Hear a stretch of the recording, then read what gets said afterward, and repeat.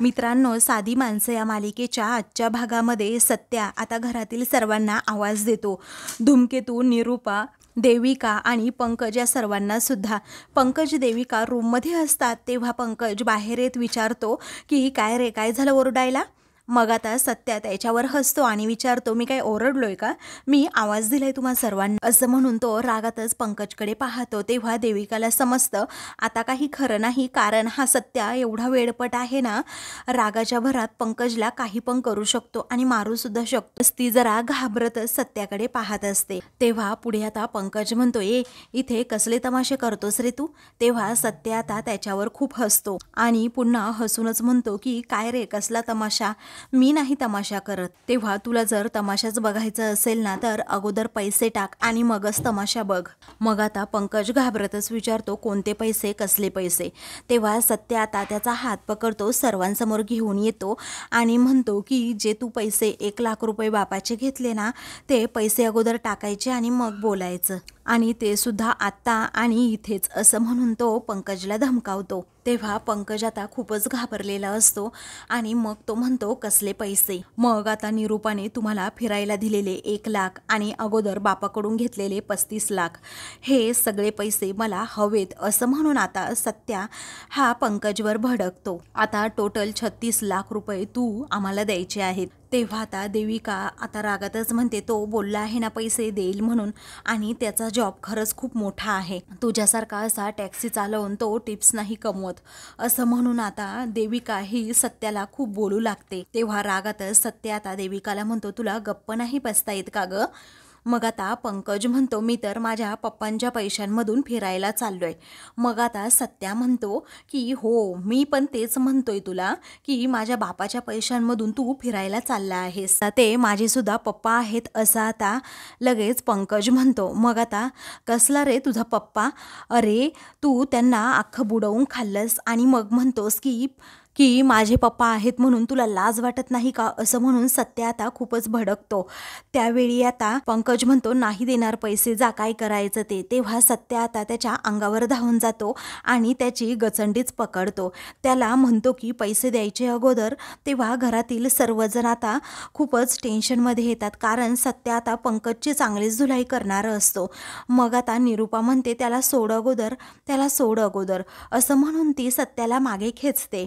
तेव्हा देविका आणि निरूपा खूप घाबरलेले असतात की आता पंकजची धुलाई होणार. मग त्यानंतर निरूपा म्हणते की काय रे, कशाला त्रास देतो त्या बिचाऱ्या लेकराला?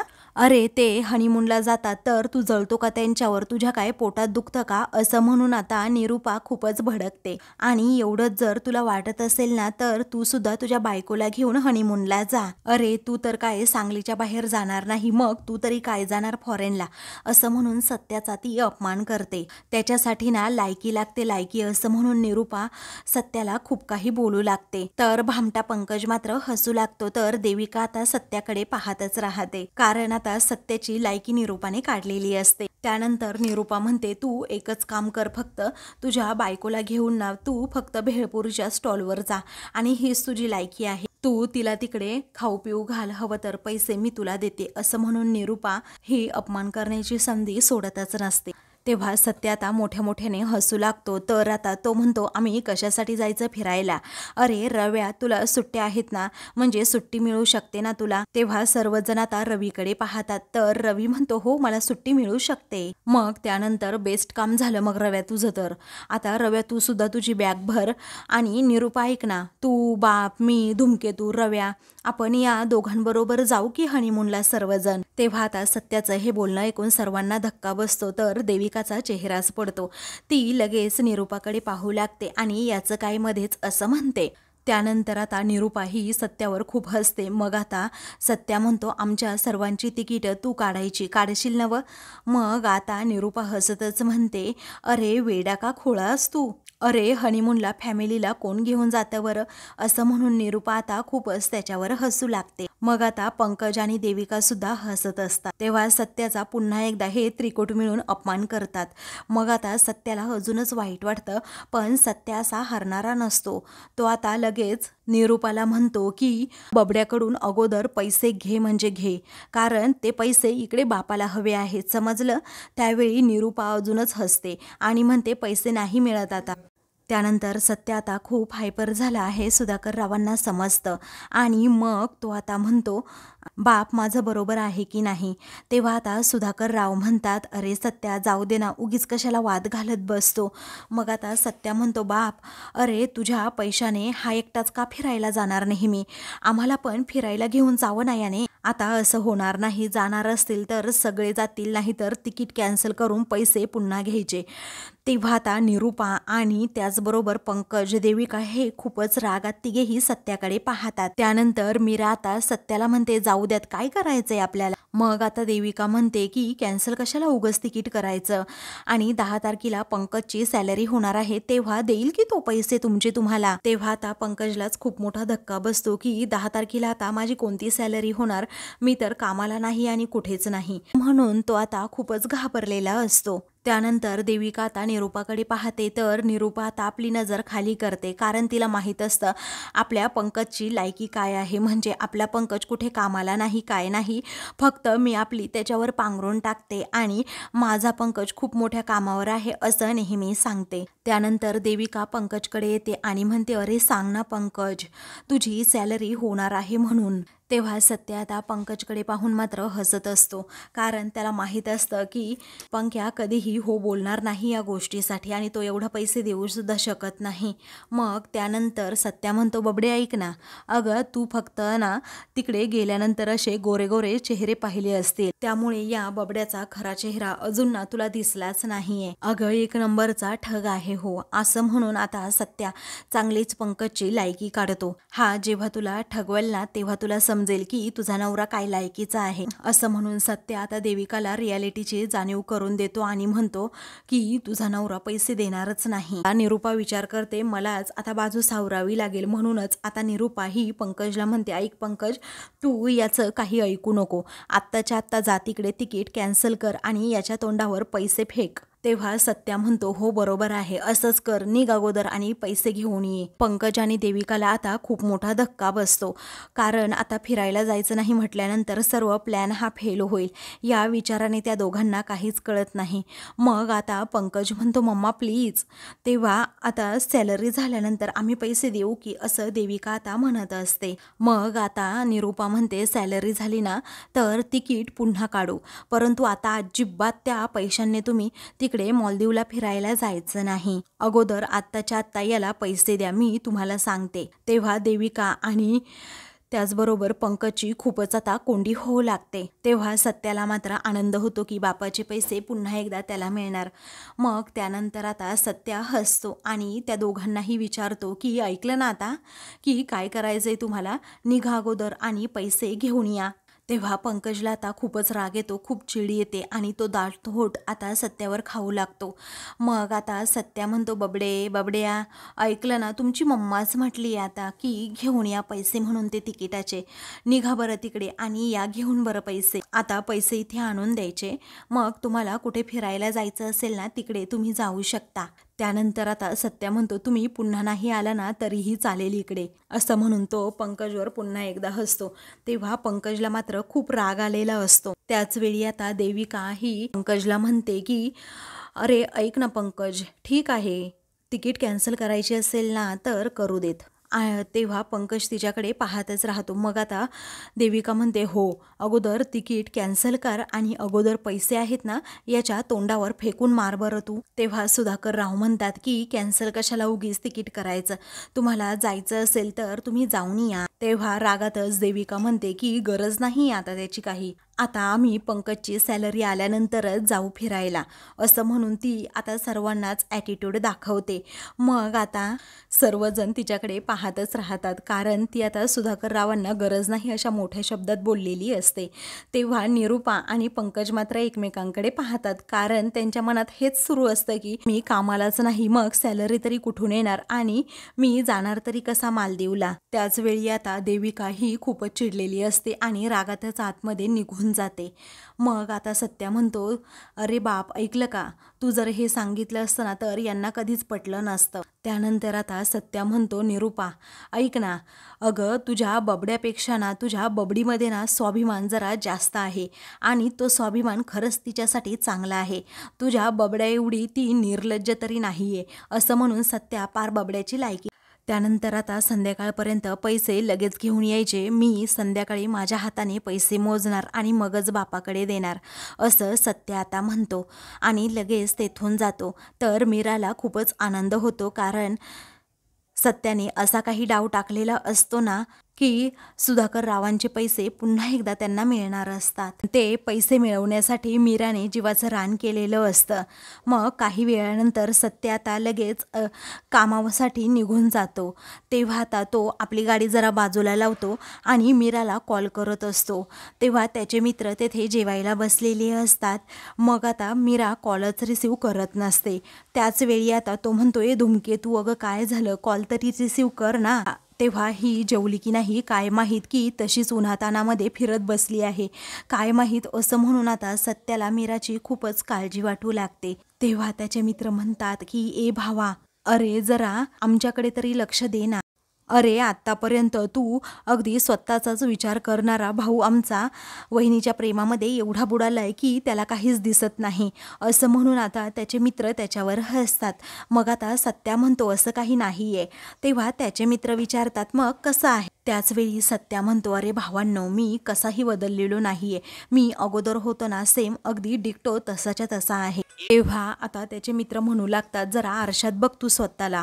अरे एक वेळ अशी होती ना जेव्हा तू काय करायचास की वहिनीचा कॉल असा बघायचा सुद्धा नाहीस, आणि आता काय होतंय माहिती आहे का, वहिनी तुझा कॉल बघत नाहीये, तू मात्र हजार हजार वेळा वहिनीला कॉल करतोस, कारण वहिनीचा कॉल नाही आला तर तुझंच लक्ष कशात लागत नाही, असं म्हणून ते दोघेही मित्र सत्यावर आता खूपच हसत असतात. मग आता त्यानंतर याचा अर्थ असा काय की आपला पक्ष वहिनीवर लक्ष. मग आता हो, असं दुसरा मित्र म्हणतो. तेव्हा सत्य आता त्या गोष्टीचा खूप विचार करतो आणि त्या मित्रांना सांगतो, ते काही धूमकेतूमुळे नाही तर स्वतःमुळे. अरे मी आता जबाबदार माणूस झालो आहे, कारण घरातलं सगळं ना मलाच बघावं लागते. तेव्हा सत्याचा मित्र म्हणतो, असू देत, अरे लग्नानंतर तसंही सर्वजण बदलतात. मग आता त्याचा मित्र पुन्हा एकदा म्हणतो, सत्या दादा तुला आठवतं का रे, लग्नानंतर एकदा तू काय म्हणाला होतास. मग आता सत्याला आठवतं की लग्न झाल्यानंतर त्याचे मित्र त्याला चिडवत होते आणि मग सत्या म्हणाला, हे लग्न वगैरे सगळं काही झूट असतं. मी म्हटलं की इथे रिलॅक्स जरा येऊन बसावं, तर तुमचं काय सारखं चाललंय लग्न लग्न, असं म्हणून आता सत्या खूपच चिडतो आणि बायकोशिवाय काही जगत चालत नाही का, असं त्याचं तेव्हा म्हणणं होतं. आता सत्याला हे सगळं आठवल्यानंतर तो एकदम गप्प बसतो. तेव्हा आता सत्याचे मित्र हे त्याच्यावर खूपच हसत असतात. तर दुसरीकडे आता एकटाच राज हा बाहेर बसलेला असतो. तेव्हा आता तेथे संजय येतो आणि म्हणतो की तुझ्या मनातमध्ये नक्की काय चाललंय ना मला माहीत आहे, अरे चल रे तू माझ्याबरोबर. तेव्हा कुठे जायचंय असं राज विचारतो आणि मला यायचंच नाही तुझ्याबरोबर असं म्हणतो. तेव्हा संजय म्हणतो, अरे तू माझा भाऊ आहेस, चल म्हटलं ना.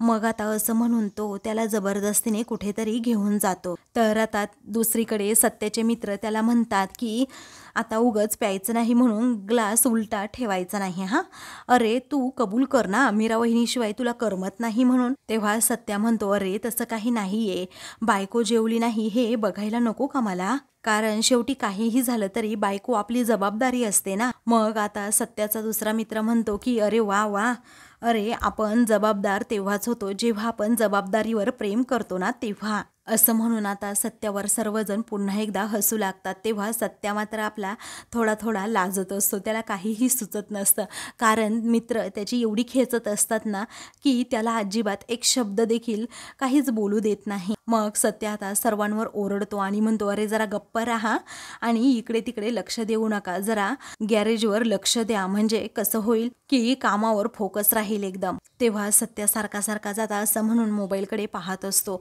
मग आता त्याचे मित्र म्हणतात की अरे सत्या दादा, तू खाता खाता फोन केला तरी चालेल, आपण जेवणच करून घेऊयात ना आता.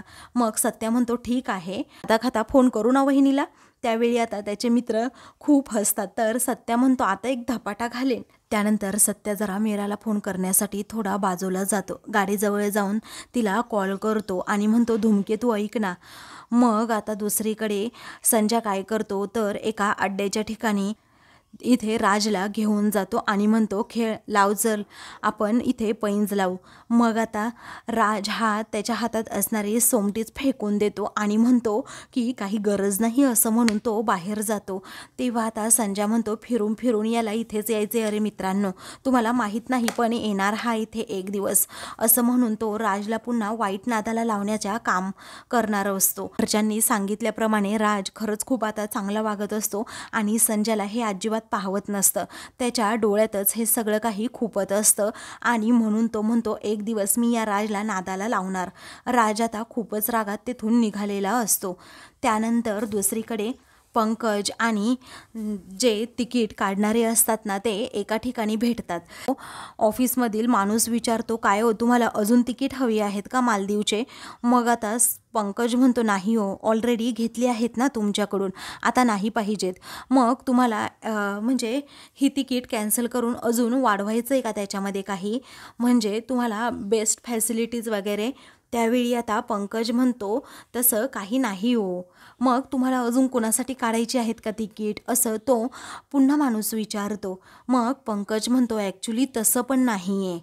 त्यानंतर पंकज म्हणतो की मला तिकीट कॅन्सल करायचे आहे. तेव्हा मात्र आता इकडे त्या माणसाला खूपच राग येतो आणि धक्कासुद्धा बसतो. तो म्हणतो ए बाबा, वेळ वगैरे मॅनेज करून मी तुला तिकीटं दिली आहेत आणि तू आता असा म्हणतो की तिकीट कॅन्सल वगैरे करायची, असं कसं तुझ्या डोक्यात आलं, हे काही जमणार नाही, एवढा वेळ तुझ्यावर आम्ही खर्ची केलाय. त्यानंतर आता पंकज म्हणतो ऐका ना सर वगैरे, तो त्या मुलाला म्हणू लागतो आणि म्हणतो सर अहो पैशांचा ना आता सध्या खूप प्रॉब्लेम सुरू आहे, त्यामुळे मी नंतर जाईल, पक्का जाईल. त्यानंतर ते सर म्हणू लागतात की हे बघ नेक्स्ट टाइम जायचंय ना मग ती दुसरी तिकीटं घे, पण हे तिकीट काही कॅन्सल होणार नाही, तुला जायचं असेल तर जा, नाही तर हे फुकट जाऊ देत तिकीट.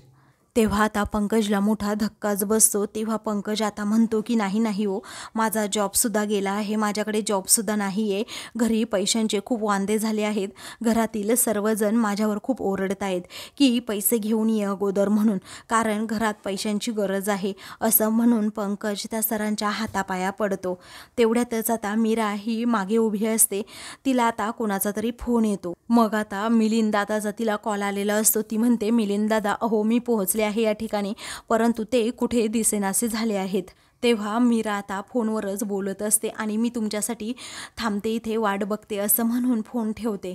तर इकडे आता पंकज गयावया करतो आणि म्हणतो प्लीज प्लीज तुम्ही काहीतरी करा, परंतु मला हे पैसे रिटर्न द्या म्हणून. सर म्हणतात नाही होणार, सांगितलंय ना तुम्हाला एकदा. पंकज आता तर पारा हातापायाच पडू लागतो, परंतु पंकजचं ते ऐकतच नाही. इकडे मीरा अजूनही त्या दादांना फोन करून बोलवत असते, परंतु अजून ते दादा आलेले नसतात. तर पंकजच्या पाठीमागेच ती बसलेली असते, पण तिला माहीत नसतं की हा भामटा पंकज इथे बसला आहे म्हणून. त्यानंतर इकडे आता पंकज चक्क खुर्चीवरून उठतो आणि त्या सरांच्या पाया पडायला लागतो. मग आता ते सर म्हणतात जाऊ द्यात, नका पाया पडू, मी देतो तुमचे पैसे. तेव्हा कसं बसं पंकजच्या जीवात जीव येतो आणि मग त्यामुळे पंकज ते पैशांचं पाकिट घेतो आणि लगेच ते पैसे मोजू लागतो आणि म्हणतो यामध्ये 4,000 रुपये कमी आहेत. तेव्हा ते आता म्हणतात असणारच ना, कारण कॅन्सलेशन चार्जेस असतात. तेव्हा 4,000 रुपये असं म्हणून आता पंकज खूपच जोरात ओरडतो, जसं काय 2 लाख रुपये गेल्यासारखं तो मोठ्याने ओरडलेला असतो. तर तिथे कॅफेमध्ये असणारे सर्वजण त्याच्याकडे पाहू लागतात. तर मीरासुद्धा त्याच्याकडे पाहत असते, परंतु मीराकडे त्याची पाठ असल्यामुळे मीराला लगेच समजत नाही की तो आहे म्हणून इथे.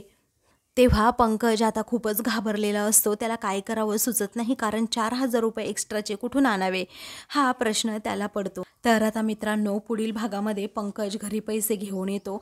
तर सत्या म्हणतो, अरे बाप, आता घे की पैसे, तुला सांगितलं ना की पैसे घे आणि मिटवून टाक. तरीही सुधाकरराव आता घेत नाही. मग आता देविका म्हणते, सत्या घे हे पैसे आणि टाक आता सगळं काही मिटवून. मग मीरा आता पुढे जाते आणि म्हणते की असं कसं मिटवणार ग, मी कसं मिटवू मी हे सगळं, कारण याच पैशांमुळे माझ्या घरच्यांचा अपमान झाला होता आणि हे असले पैसे घेऊन मी मिटवू असं म्हणते का, जमणार नाही असं म्हणून ती देविकाची चांगली आता उचलबांगडी करते.